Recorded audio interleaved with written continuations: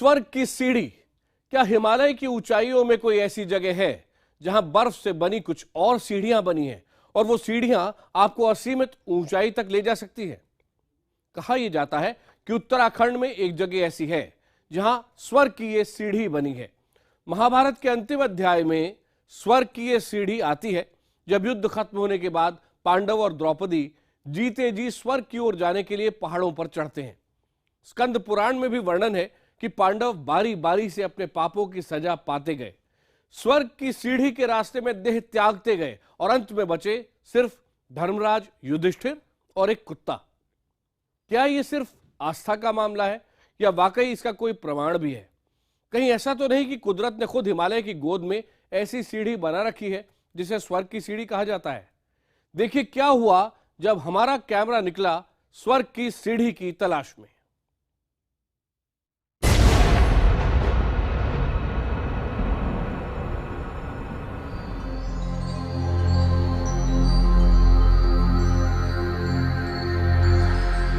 स्वर्ग की सीढ़ी तक पहुंचने के रास्ते में पहला पड़ाव बद्रीनाथ यानी वैकुंठ धाम।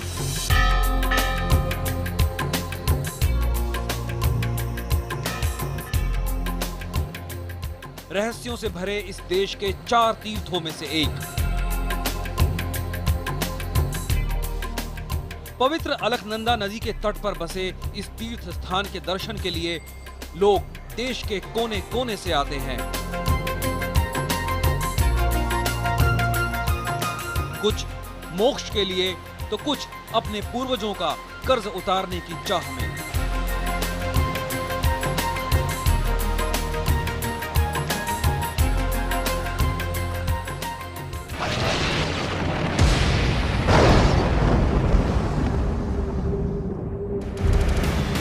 कहते हैं नारायण की ये धरती हैरत अंगेज रहस्यों से भरी है। ऐसे रहस्य जो शास्त्रों, पुराणों और दंत कथाओं के जरिए हम तक पहुंचते आए हैं, लेकिन उन अनगिनत रहस्यों की हकीकत जानने की हिम्मत आज तक कोई नहीं जुटा पाया।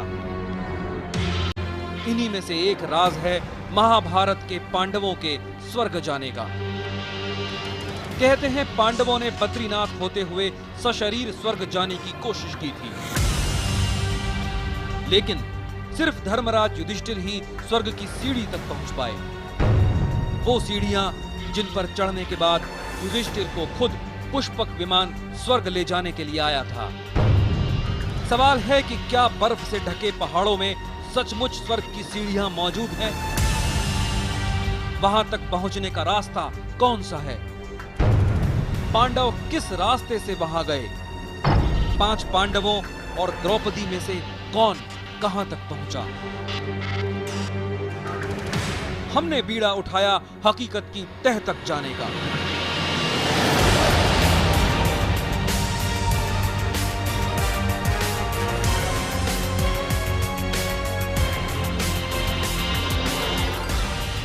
हालांकि वहां तक पहुंचने का रास्ता बेहद मुश्किल है। वहां कदम कदम पर मौत खड़ी है।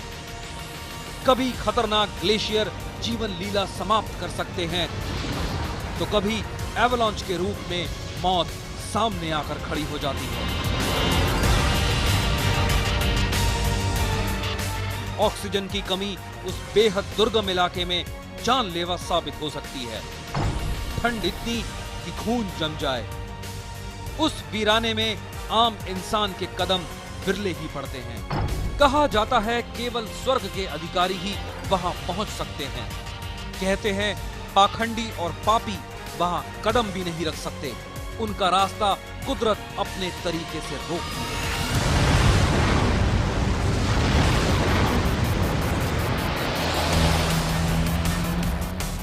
हम अब तक के सबसे खतरनाक मिशन पर निकल तो पड़े हैं, लेकिन हम नहीं जानते कि ये मिशन पूरा भी हो पाएगा या नहीं। सवाल हम सबके दिमाग में रह रहकर घूम रहे हैं। क्या हम हिमालय की गोद में मौजूद स्वर्ग की सीढ़ी तक पहुंच पाएंगे? धर्म पुराणों के मुताबिक स्वर्ग का दरवाजा है ये सीढ़ियां। ऐसा लगता है कि इतिहास और दंत कथाएं आपस में घुल मिल गई हैं। सच्चाई का पता लगाना मुश्किल काम है, लेकिन हम ठान चुके हैं, करना है तो करना है। बद्रीनाथ मंदिर के मुख्य पुजारी के मुताबिक स्वर्ग की सीढ़ी का रास्ता बेहद जोखिम भरा है। कठिन तो है ही थोड़ा बहुत, क्योंकि स्वर्गारोहण के रास्ता है और रास्ता व्यवस्था भी नहीं है वहाँ, पगडंडियाँ हैं, उससे जाना होता है।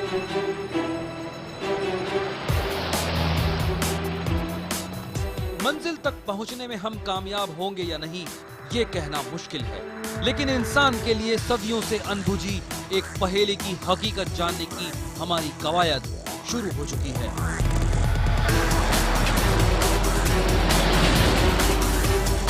बद्रीनाथ से हम आगे चल पड़े हैं।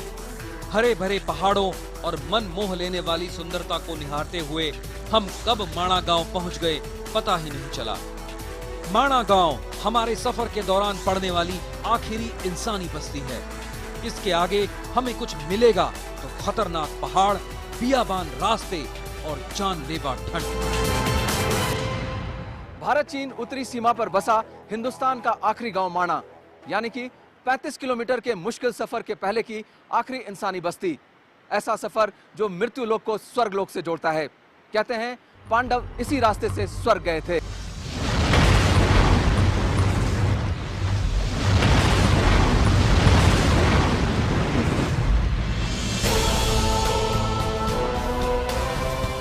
भारत चीन सीमा की आखिरी इंसानी बस्ती माणा गांव में मिथक और दंत कथाएं चप्पे चप्पे पर बिखरी पड़ी हैं। वीर पांडवों की पत्नी द्रौपदी को भला किससे डर लग सकता था, लेकिन कहते हैं माणा के मुहाने पर द्रौपदी का सामना एक ऐसी चीज से हुआ कि वो डर के मारे थर थर कांपने लगी। आखिर क्या थी वो बला, उसकी खोज में हम भी निकल पड़े।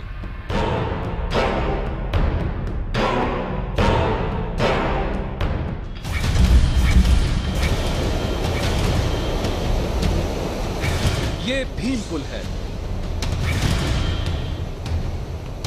कहा जाता है कि सरस्वती नदी के बहाव को देखकर द्रौपदी उसे लांघने की हिम्मत नहीं कर सकी। तब गदाधारी भीम ने एक विशाल चट्टान को उठाकर नदी के दोनों पाटों के बीच में रख दिया। तब से इस पुल को भीम पुल कहा जाने लगा। द्रौपदी ने इसी पुल पर चलकर सरस्वती नदी को पार किया। ये पुल हमारे रास्ते की आखिरी इंसानी बस्ती माणा गांव के मुहाने पर बना है। पुराणों के मुताबिक माणा गांव ही प्राचीन मणिभद्रपुरम है। मणिभद्रपुरम यक्षों के राजा कुबेर के सेनापति मणिभद्र की नगरी थी। यक्ष और गंधर्व यहाँ रहा करते थे। यहाँ के लोगों को इन कहानियों पर पूरा विश्वास है, लेकिन हमारे लिए ये एक ऐसा रोमांचक सफर है जिसमें कुछ भी हो सकता है।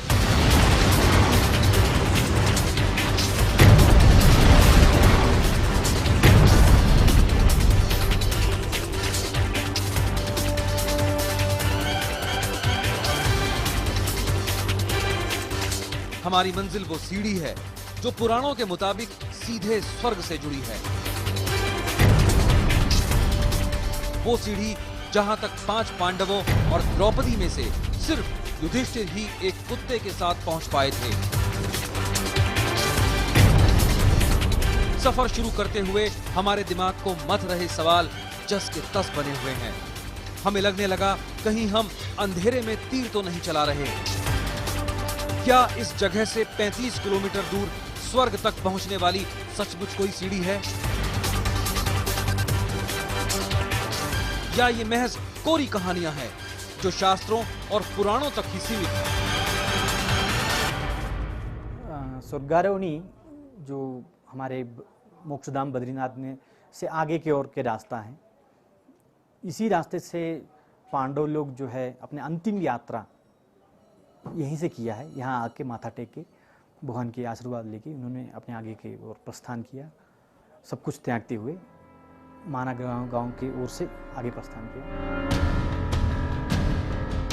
भीम पुल से कुछ ही दूर है कुल देवी का मंदिर। स्कंद पुराण के मुताबिक यही वो जगह है जहां द्रौपदी ने अपना शरीर त्यागा था। कहते हैं द्रौपदी के मन में दूसरे पांडवों की तुलना में अर्जुन के लिए ज्यादा प्रेम था। अपने सभी पतियों के लिए एक सा भाव मन में न रखने की सजा मिली द्रौपदी को और वो सशरीर स्वर्ग नहीं जा सकी। मिथकों और दंत कथाओं की इस नगरी में तो ये सिर्फ एक शुरुआत है। हम इतना तो समझ ही चुके हैं कि आगे न जाने कितने रोमांचक अनुभव हमारा इंतजार कर रहे हैं।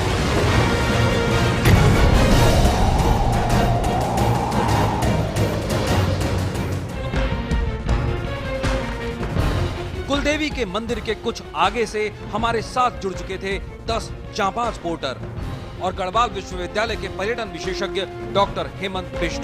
हमारे साथ चल रहे पोर्टरों की पीठ और कंधे पर लदा है खाने पीने का सामान, दवाइयां और टेंट। इंसानी आबादी से 35 किलोमीटर दूर स्वर्ग की सीढ़ी तक पहुंचने के लिए हमने करीब 10 दिन का राशन साथ लिया। क्या पता कभी खराब मौसम की वजह से वहां फंस गए तो ये राशन ही जिंदगी बचाने में काम आएगा। खड़ी चढ़ाई और दुर्गम रास्तों की वजह से आम इंसान को हल्का फुल्का सामान भी भारी लगने लगता है, लेकिन ऊंचे पहाड़ों पर चढ़ने में माहिर ये पोर्टर काफी भारी सामान लादे हुए हैं। यहां तक कि पोर्टर 50 किलो का जनरेटर भी लिए हुए हैं। ये जनरेटर साथ ले जाना जरूरी है। इसकी मदद से ही हम अपने कैमरों की बैटरी चार्ज कर सकेंगे और हर रोमांचक तस्वीर आपको दिखा पाएंगे।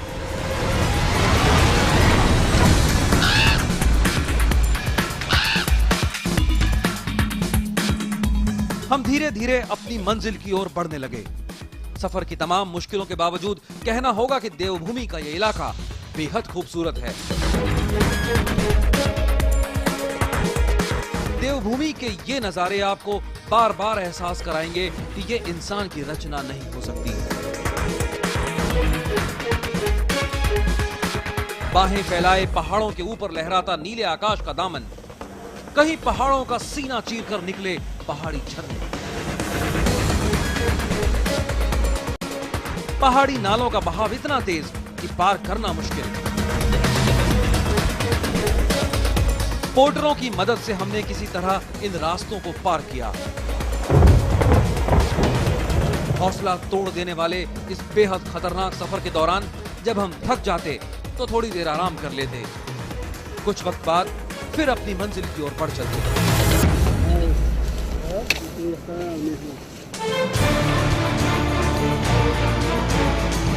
लगातार चलने के बावजूद हमें दूर दूर तक फैले पहाड़ों में अपनी मंजिल कहीं नजर नहीं आई। हिम्मत जवाब देने लगती।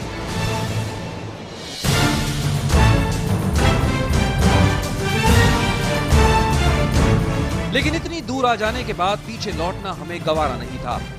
दूर दूर तक फैले इस वीराने में मंजिल की तलाश में हम आगे बढ़ते रहे।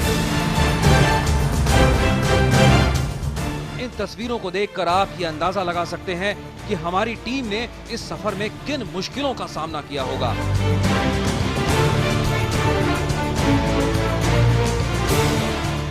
बहरहाल हमारा सफर चलता रहा।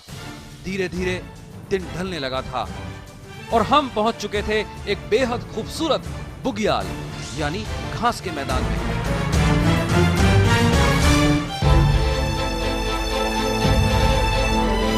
हिमालय की वादियों में हरी भरी घास का मैदान चमतौली बुग्याल। इस घास के मैदान के दूसरी ओर है वसुधारा। पौराणिक कथा के मुताबिक इसी जगह पर अष्टवसुओं ने भगवान विष्णु को खुश करने के लिए 30,000 साल तक तपस्या की थी। अष्टवसु यानी 8 भाई। अष्टवसुओं को महाभारत में इंद्र का सेवक बताया गया है। अजीब इलाका है ये। हर चीज की अपनी एक अलग कहानी है।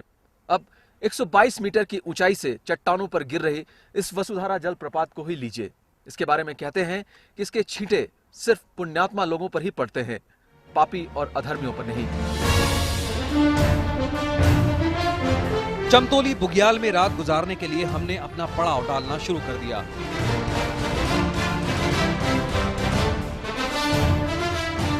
यहाँ पर एक गुफा भी है जिसमें आधे लोग सो सकते थे।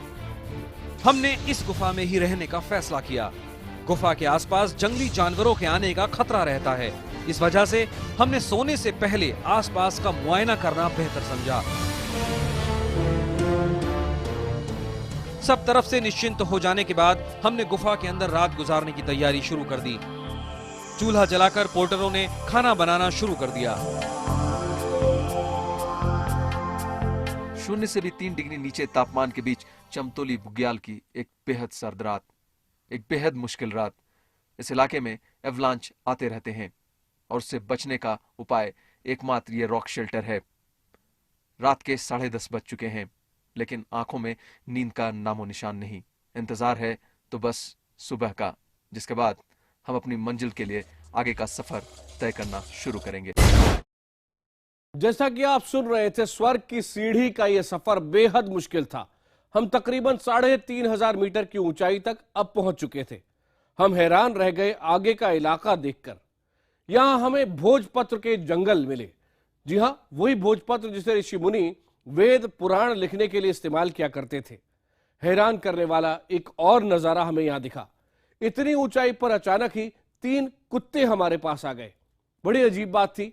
महाभारत में भी आपको याद होगा, पांडवों के साथ चलने वाला सिर्फ एक कुत्ता बचता है। जब सब चले जाते हैं तो युधिष्ठिर के साथ सिर्फ वो कुत्ता बचता है। जल्दी लौट रहे हैं एक छोटे से ब्रेक के बाद।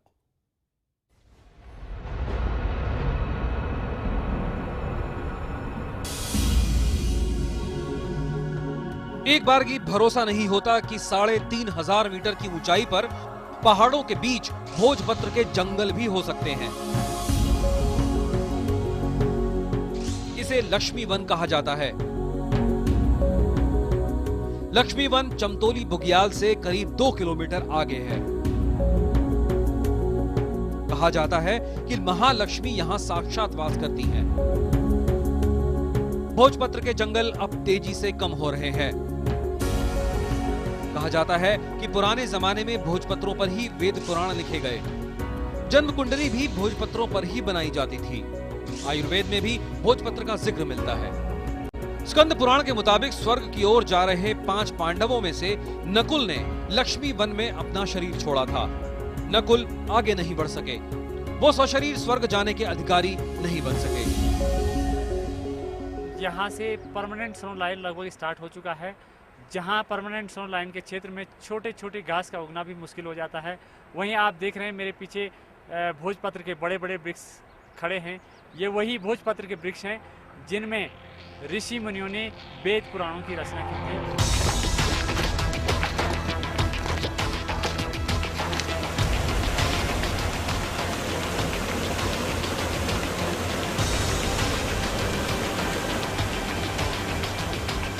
एक के बाद एक हैरान कर देने वाले अनुभव। लक्ष्मी वन से कुछ ही आगे दंत कथाओं की एक ऐसी हकीकत हमारा इंतजार कर रही थी जिस पर आप शायद देखने के बाद भी यकीन न कर पाएं। हम उसी रास्ते से स्वर्ग की सीढ़ी तक पहुंचने की कोशिश कर रहे थे, पुराणों के मुताबिक जिस रास्ते पर कभी पांडवों ने कदम रखे थे। कहा जाता है कि यही कहीं युधिष्ठिर की परीक्षा लेने के लिए श्वान के रूप में धर्मराज आए थे। एक एक कर सभी पांडव ढेर होते गए, लेकिन इस श्वान ने युधिष्ठिर का साथ नहीं छोड़ा। हमने सुना था कि स्वर्ग की सीढ़ी का सफर तय करने वालों को आज भी इस तरह के अनुभव हो सकते हैं।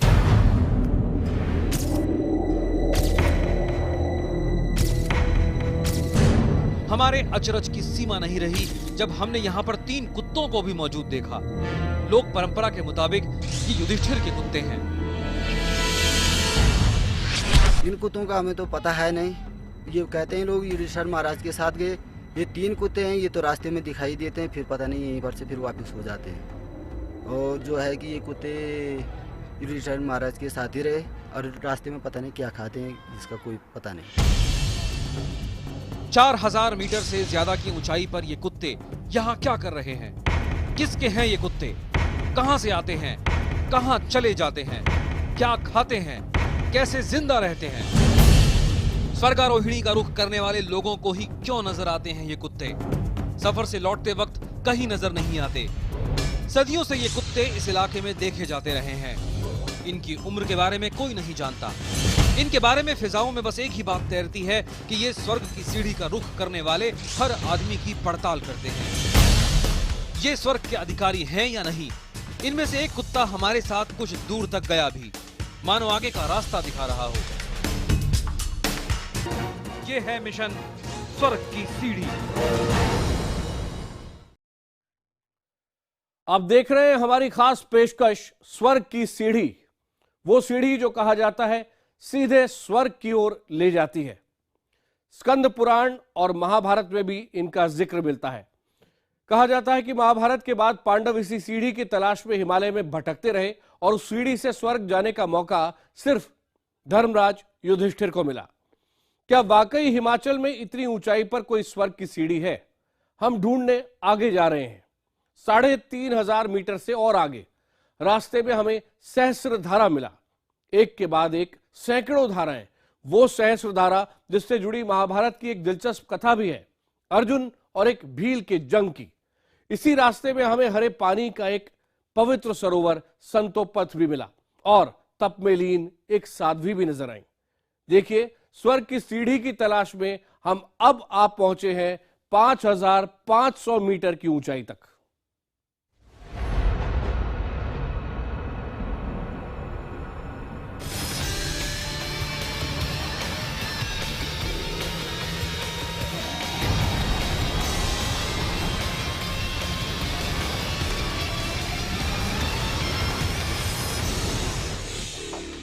अब हमारे सफर का सबसे खतरनाक दौर शुरू हुआ।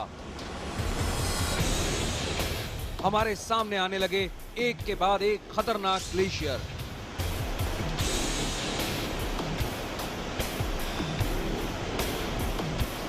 साथ में ग्लेशियरों का सीना चीरकर बहती हुई अलकनंदा नदी का शोर रोंगटे खड़े कर देने वाला था।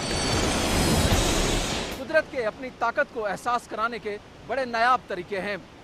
इस वक्त हम खड़े हैं अलकनंदा नदी के मुहाने पर बने मानावामक नाम के ग्लेशियर पे। बेहद खतरनाक इस ग्लेशियर के बारे में कहा जाता है कि अगर ये फट जाए तो एक साथ 100 इंसान इसके अंदर दफन हो सकते हैं। रास्ते में हमें बेहद खतरनाक भगत खरक नाम के ग्लेशियर को दूर से देखने का मौका मिला। यहां से पवित्र अलकनंदा नदी निकलती है। इसके बारे में हमें बताया पर्यटन विशेषज्ञ डॉक्टर हेमंत बिष्ट ने। ये सामने आप देख रहे हैं, ये भगत खरक ग्लेशियर है और ये सतोपंथ ग्लेशियर है जो आगे सतोपंथ झील तक है। और अलकनंदा यहाँ से ओरिजिनेट हो रही है सामने से। ये दोनों ट्रांसफर ग्लेशियर हैं और इस समय हम लगभग 4500 मीटर की हाइट पे।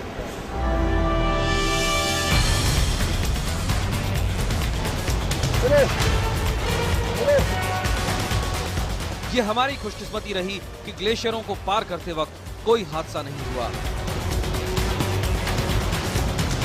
लेकिन हमारी पूरी टीम के लिए ये एक रोंगटे खड़े कर देने वाला अनुभव जरूर साबित हुआ।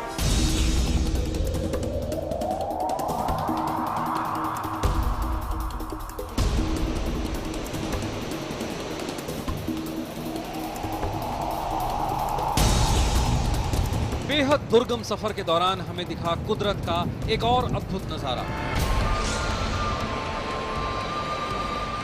गजब की ऊंचाई से निकलती धाराएं, इसे सहस्त्रधारा कहते हैं।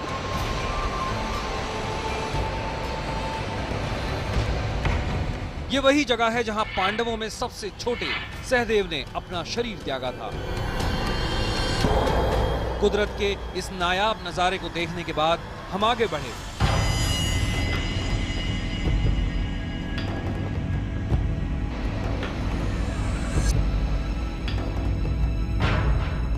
यहां से करीब 3 किलोमीटर चलने के बाद आई एक ऐसी जगह जिसे चक्र तीर्थ के नाम से जाना जाता है।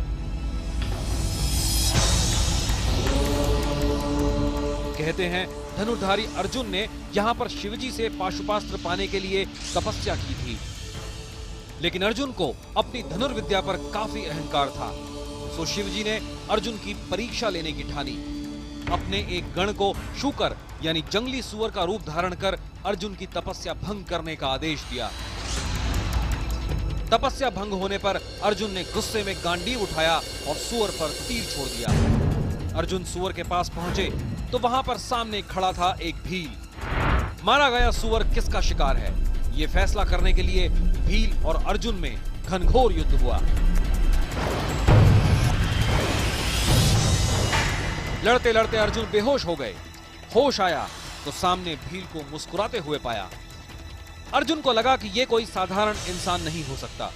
शिवजी ने अपने असली रूप में अर्जुन को दर्शन दिए और बताया कि अहंकार के नाश के लिए ही उन्होंने ये लीला रची। अर्जुन की तपस्या सफल हुई और उन्हें पाशुपास्त्र मिल गया।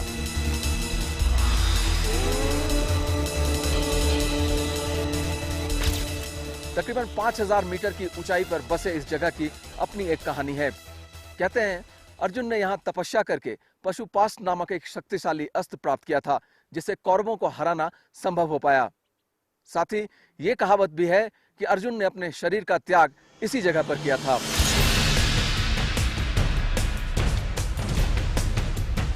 बहरहाल किस्से कहानियों में गुम हुए बिना हमें चलते रहना होगा। चक्रतीर्थ के बाद बेहद मुश्किल चढ़ाई को पार कर हम आगे बढ़ते गए। इतनी ऊंचाई पर ऑक्सीजन की कमी की वजह से हौसले पस्त होने लगे। सफर की परेशानियां बढ़ती जा रही थी। आगे सिर्फ पत्थर ही पत्थर नजर आ रहे थे। उसे रास्ता कतई नहीं कहा जा सकता था।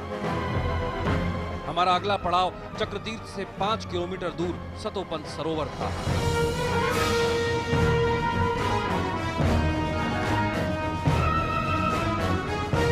एक एक कदम चलना भारी हो रहा था। लेकिन कहते हैं हिम्मत मर्दा मदद खुदा।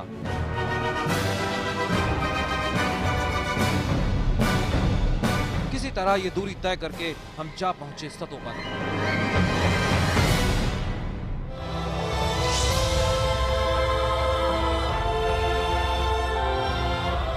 हरे कांच की तरह निर्मल पानी का सरोवर सतोपंत, वो भी इतनी ऊंचाई पर।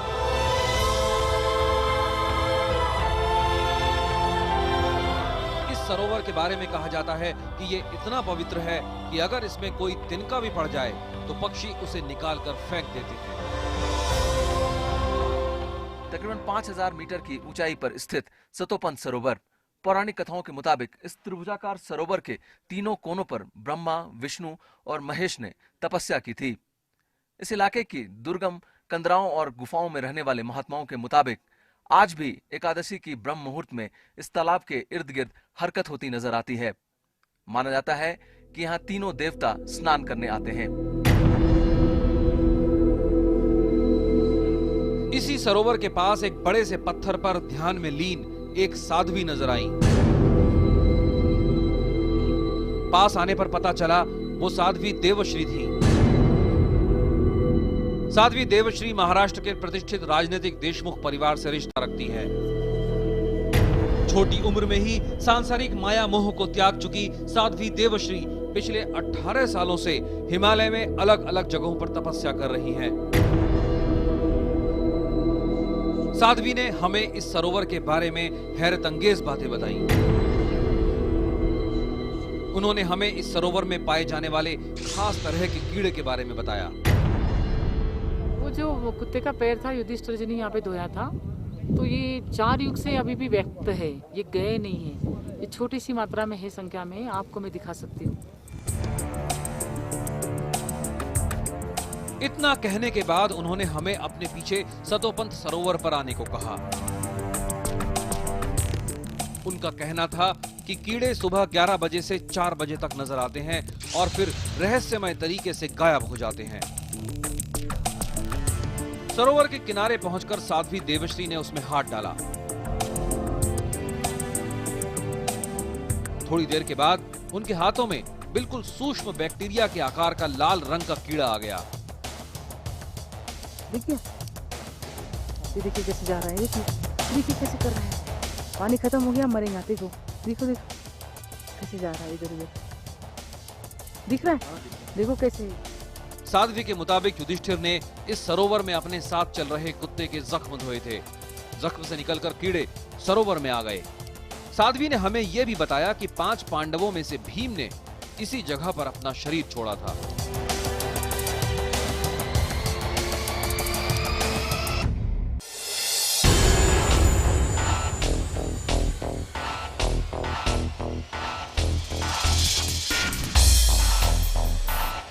सतोपंथ के आगे के सफर को अगर मौत का सफर कहें तो गलत नहीं होगा।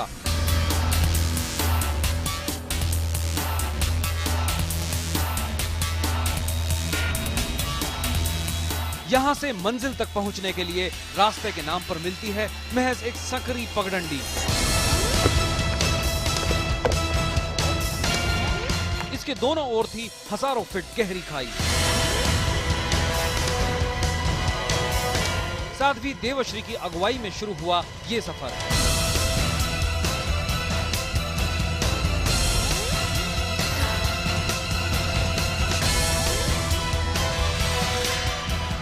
इस वक्त हम खड़े हैं तकरीबन 5500 मीटर की ऊंचाई पर।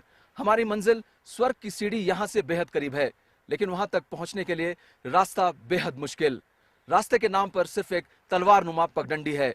इस रास्ते पर अगर गलती से पैर फिसला तो मौत के सिवा दूसरा और कोई रास्ता नहीं।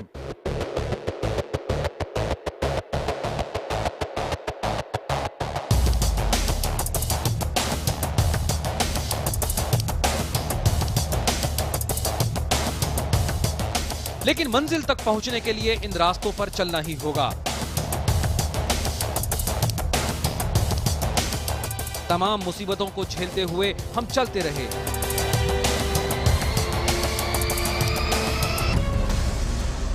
इसी दौरान हमें मिले 2 कुंड, चंद्रकुंड और सूर्यकुंड। चंद्रकुंड के बारे में कहा जाता है कि चंद्रमा ने यहाँ 88,000 सालों तक तपस्या कर नक्षत्रों का राजा होने का वरदान मांगा था। कहते हैं चंद्रमा की गति के हिसाब से इस कुंड का पानी घटता बढ़ता रहता है। उधर सूर्य कुंड के बारे में कहा जाता है कि इसमें नहाने वाला इंसान सूर्य की तरह यशस्वी हो जाता है। इन दोनों कुंडों को पार करने के बाद हम उस जगह पर पहुंचे जिसके आगे इंसान के कदम नहीं पड़ते। ये है मिशन स्वर्ग की सीढ़ी। स्वर्ग की सीढ़ी की खोज में हम और ऊपर चढ़ते जा रहे हैं। अब वो वक्त आ चुका है जब स्वर्ग की सीढ़ी के अस्तित्व का राज खुलने वाला है। हम उस रहस्यमय जगह के करीब तक पहुंच चुके हैं, लेकिन सामने बादलों का डेरा है, यानी अभी और इंतजार बाकी है। तो क्या वाकई हमें स्वर्ग की सीढ़ी नजर आएगी? क्या वाकई कुदरत का ऐसा कोई करिश्मा है वहां? क्या वाकई दंत कथाओं का कोई अक्स हमें नजर आएगा? अब ऊंचाई है 6100 मीटर की। जी हां, 6100 मीटर।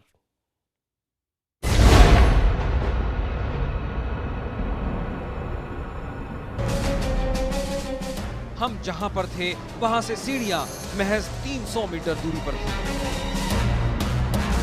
हमारे साथ आई साध्वी ने हमें स्वर्ग की सीढ़ी के बारे में बताया। हमने तो अभी सुना नहीं कि कोई व्यक्ति पार किया है इस सीढ़ी को। आम इंसान की बस की बात नहीं है कि वो सीढ़ियां पार कर सके। यहां से आगे ग्लेशियर ही ग्लेशियर है और हमारी मंजिल स्वर्ग की सीढ़ी इन्हीं ग्लेशियरों पर बनी हुई है। हम इस वक्त खड़े हैं तकरीबन 6100 मीटर की ऊंचाई पर, जो कि स्वर्गारोहिणी का बेस कैंप भी है। बर्फ से ढकी चोटियों के बीच हमारे ठीक पीछे है स्वर्ग की सीढ़ी, जो कि इस वक्त बादलों के पीछे छुपी हुई है। बादलों के छटने के साथ ही ये सीढ़ियां भी स्पष्ट नजर आने लगेंगी।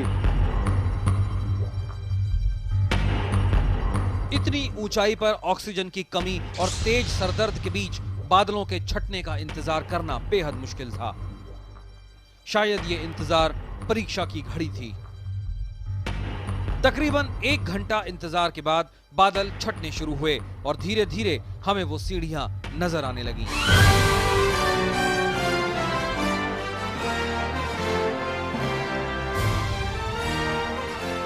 21,000 फीट की ऊंचाई। हमारी आंखों के सामने है स्वर्ग की सीढ़ी। शास्त्रों पुराणों में बताई गई स्वर्ग की सीढ़ी,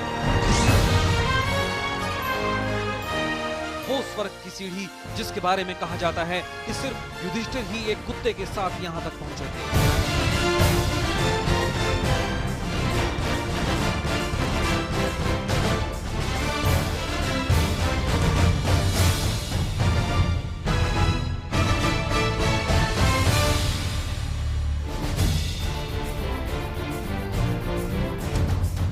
कहते हैं ये सीढ़ियां रावण ने देवलोक पर कब्जे की चाह में बनवाई थी।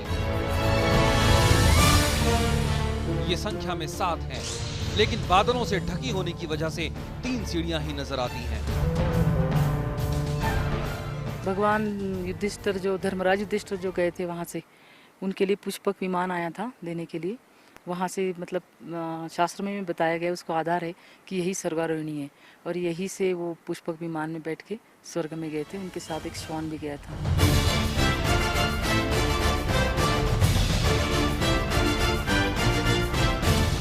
पुराणों और दंत कथाओं की इन सीढ़ियों को देखने का ये बेहद हैरान कर देने वाला अनुभव था।